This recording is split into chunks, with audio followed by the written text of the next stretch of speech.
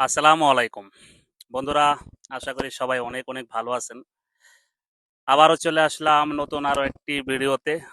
আপনারা যারা নিয়মিত আমার ভিডিও দেখেন তারা সব সময় জানেন যে আমি সব সময় চেষ্টা করি সমাজের চলমান বিষয়গুলো নিয়ে কথা বলতে। সব সময় চেষ্টা করি মানুষের মনের কথাগুলোকে এই ভিডিওর মাধ্যমে তুলে ধরতে, এবং কি আরো চেষ্টা করি সমাজে যত দুর্নীতি হচ্ছে, যত সমস্যা হচ্ছে, এই সমস্যাগুলো আমি আমার ভিডিওর মাধ্যমে আপনাদের সামনে তুলে ধরার চেষ্টা করি। তো প্রতিনিয়ত আমি শর্ট ভিডিও দিয়ে যাচ্ছি। তো অনেকদিন থেকে লং ভিডিও দেওয়া হচ্ছে না, সেই ধারাবাহিকতায় আজকে ভাবলাম একটা লং ভিডিও আপনাদের উপহার দেওয়া যায় কিনা। তো বন্ধুরা চলুন তাহলে শুরু করি। আজ কথা বলবো চাঁদাবাজ নিয়ে।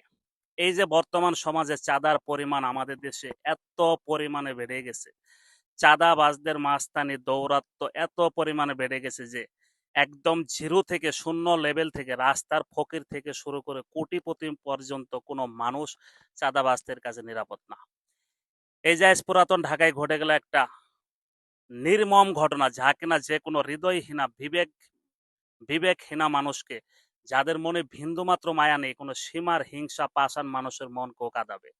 এই যে সোহাগ নামের যে লোকটাকে ঢাকার মিটফুটে পুরাতন ঢাকার ভাঙ্গারি ব্যবসায়ী সোহাগ ভাই, যাকে এতটা নির্মম ভাবে হত্যা করা হলো, পাথর চাপা দিয়ে মারা হলো, এটা কি আপনারা দেখেছেন? যা কিনা বলার মতো না, বলার কোনো ভাষা নাই। এই সমস্ত ভিডিও দেখলে, এই সমস্ত সিনারি দেখলে নিজেকে ধরে রাখতে পারি না যে চাঁদাবাজদের দৌরাত্ম আজকে কত দূর পর্যন্ত পৌঁছে গেছে। একটা মানুষ কতটুকু নির্দয় হলে মানুষ মানুষকে এভাবে মারতে পারে? সে যদি একান্তই অন্যায় করে থাকে, খুব বড় ধরনের অন্যায় যদি হয়ে যায়, তাকে অনেকভাবে মেরেই তো ফেলা হয়েছে, মারার পরেও কেন মানুষ কতটা নির্দয় হলে এভাবে মারতে পারে? রাস্তায় ফেলে একটা মানুষকে উলঙ্গ করে পাথরের পর পাথর নিক্ষেপ করে কিভাবে মানুষ মারতে পারে আমার বুঝে আসে না। আজ এই চাঁদাবাজদের দৌরাত্ম এতটাই বেড়েছে, জাস্ট এই চাঁদার জন্য একটা নিরীহ মানুষের জীবনটা তারা কিভাবে কেড়ে নিল। আজ একটা বাড়ি করতে গেলে চাঁদা দিতে হয়, একটা গাড়ি কিনতে গেলে চাঁদা দিতে হয়, নতুন একটা জব নিতে গেলে চাঁদা দিতে হয়, একটা দোকানপাট খুলতে গেলে চাঁদা দিতে হয়, আপনি একটা জমির বায়না করতে যাবেন চাঁদা দিতে হয়। এই চাঁদাবাজদের পরিমাণ আর দৌরাত্ম এত পরিমাণে বেড়ে গেছে যে দেশের কোনো মানুষ তাদের কাছে নিরাপত্তা নেই। তো বন্ধুরা আসুন, চাঁদাবাজ চাঁদাবাজদেরকে নিয়ে কথা বললে কথা বলে কখনো শেষ করা যাবে না। আর দেখা গেছে দিন শেষে যারা চাঁদাবাজদেরকে নিয়ে বেশি পরিমাণ কথাই বলে, তারা একটা সময় দোষী হয়ে যায়।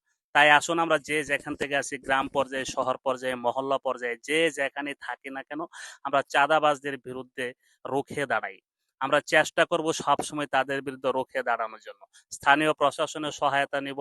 যদি স্থানীয় প্রশাসনের সহায়তা আমরা না পাই, চেষ্টা করব আমরা নিজেরা সামাজিকভাবে কিভাবে তাদেরকে রুখে দিতে পারি। সো এই ধারাবাহিকতা আমাদের বজায় রাখতে হবে। আজ যদি তাদের বিরুদ্ধে আমরা প্রতিবাদ না গড়ে তুলতে পারি, হয়তো অচিরেই আমাদের আরো অনেক কিছু হারিয়ে ফেলতে হবে। তো বন্ধুরা, আজ আর তার বেশি কিছু বলতে চাচ্ছি না। অবশ্যই সবাই ভালো থাকবেন। আমি পরবর্তী ভিডিওতে চেষ্টা করব সমাজের অন্য কোনো চলমান বিষয় আপনাদের সামনে তুলে ধরার জন্য। সে পর্যন্ত সবাই ভালো থাকবেন। আসসালামু আলাইকুম ওয়া রাহমাতুল্লাহি ওয়া বারাকাতুহু।